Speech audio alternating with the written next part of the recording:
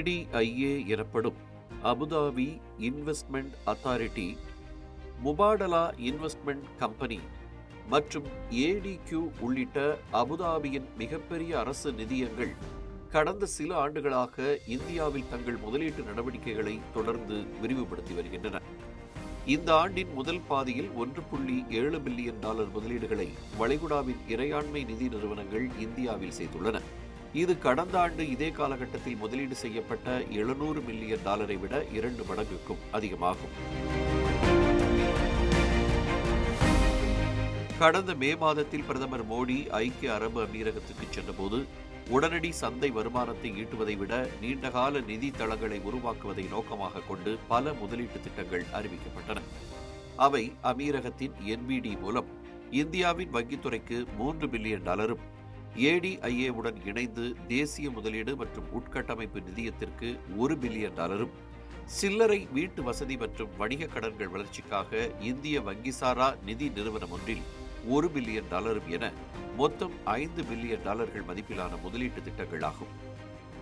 இதன் விளைவாக ஏடிஐஏவின் பொது பட்டியலில் உள்ள இந்திய முதலீட்டு தொகுப்பு இந்த ஆண்டின் முதல் பாதியில் சுமார் 30% வளர்ச்சியை கண்டுள்ளது. இது கடந்த டிசம்பரில் $3,720 கோடி ரூபாயாக இருந்தது. இந்த ஜூனுக்குள் $4,817 கோடி ரூபாயாக உயர்ந்திருக்கிறது. பட்டியலிடப்பட்ட சுமார் 12 நிறுவனங்களில் இந்த வளர்ச்சி காணப்படுகிறது.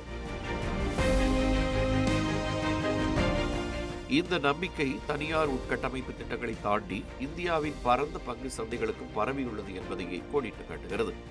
பாரம்பரிய துறைகளுக்கு அப்பால் இந்தியாவின் டிஜிட்டல் துறையிலும் அமீரகம் பெரிய முதலீடுகளை செய்ய தொடங்கியுள்ளது. டிஜிட்டல் உட்கட்டமைப்பு மற்றும் ஏஐ தொடர்பாக $8 பில்லியன் மேல் முதலீடு செய்துள்ள அமீரகம் கடந்த 25 ஆண்டுகளில் மொத்தம் $25 பில்லியன் அதிகமாக இந்தியாவில் முதலீடு செய்திருக்கிறது. இந்தியாவுக்கு வரும் மொத்த வளைகுடா மூலதனத்தில் இது சுமார் 70% ஆகும்.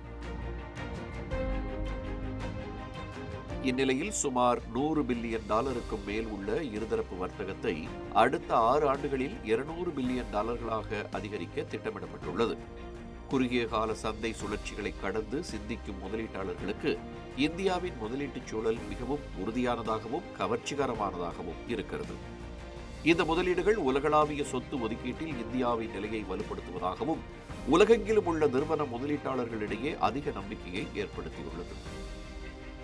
இந்த சூழலில் சில்லறை முதலீட்டாளர்கள் தங்களின் முதலீட்டு தேர்வுகளை கண்மூடித்தனமாக பின்பற்றக்கூடாது என்றும் சந்தை நிபுணர்கள் கூறுகின்றனர். தமிழ் ஜனம் சேனலை சப்ஸ்கிரைப் பண்ணாம பார்த்துட்டு இருந்தீங்கன்னா மறக்காம சப்ஸ்கிரைப் பண்ணிடுங்க.